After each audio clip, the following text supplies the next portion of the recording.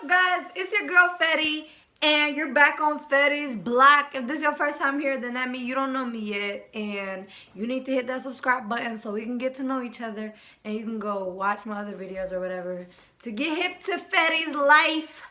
But today we're gonna be doing a unpopular opinions video.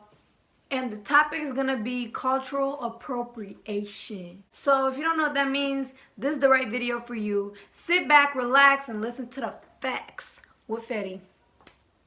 So, first things first, what's the definition of cultural appropriation? The definition of cultural appropriation is the unacknowledged or inappropriate adoption of the customs, practices, or ideas of one people by members of another, typically more dominant people. Now let's figure out the difference between cultural appropriation and cultural appreciation. So, appropriation is the picking of parts and ignoring its origin for the purpose of belittling it as a trend, basically saying you disregard what the true meaning of the practice or custom is, and you're just doing it or wearing it as a trend. Cultural appreciation is honoring and respecting another culture and its practices, mostly to understand and gain knowledge on it. Since now we know the difference between cultural appropriation and cultural appreciation, we are going to be looking at some examples and figuring out if they are cultural appropriation or cultural appreciation. So the first segment is braids. Braids. Braids. Braids. Braids. Braids. Okay, so let's talk a little bit about the origin of braids. So braids originated in Africa about 5,000 years ago, and they were meant to symbolize either which tribe you're from, which location you're in, or sometimes they symbolized wealth. For men, braids symbolize being a warrior or a king.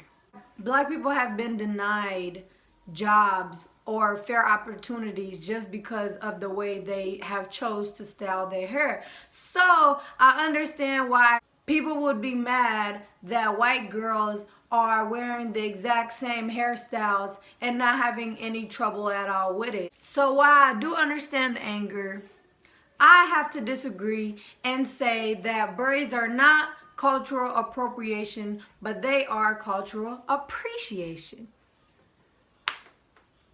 I think it's appreciative for someone to look at somebody else and see something and copy it. Like my siblings, my younger siblings copy me, and I've always seen it as me being a role model, never as it being a competition or them trying to mock me. Like I've always took it as it's worth copying. So that's why I say that braids are not cultural appropriation, but they're in fact cultural appreciation, in my unpopular opinion.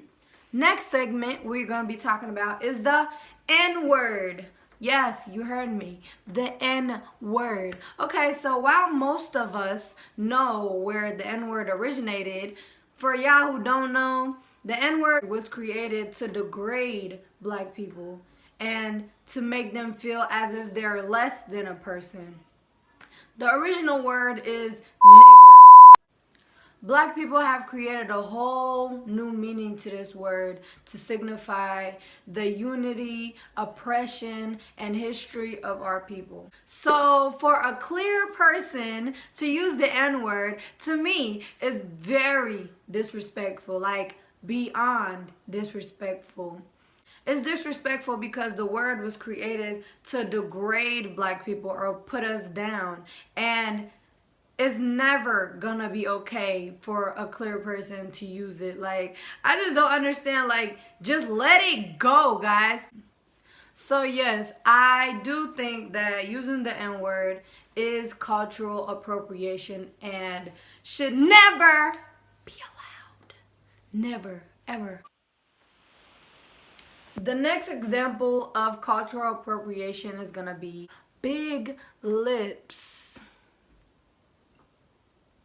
So I think it's safe to say that black people or African Americans have larger lips. And this is like not an opinion, it's like a fact. It's like an anatomy fact. So if you disagree with that, like you're bonkers, okay? You're bonkers. But let's talk about lip injections. The early history of lip injections was to fix or help patients like after they need their face to be, you know, reconstructed if they were in an accident or something of that caliber. But by the 1900s, white people have turned it into a purely cosmetic procedure to get lip injections. For those of you who don't know, slavery ended in the United States in 1863. So that means roughly about 40 years later, white people were already fishing to look more like the people they oppressed, which makes no sense and is most definitely an example of cultural appropriation. Okay, so thank you for tuning in to my channel, and if you have any opinions, popular opinion, unpopular opinion on any of the subjects I covered, please leave me a comment. And I hope y'all enjoyed this video. Come back for more. See y'all on the next one.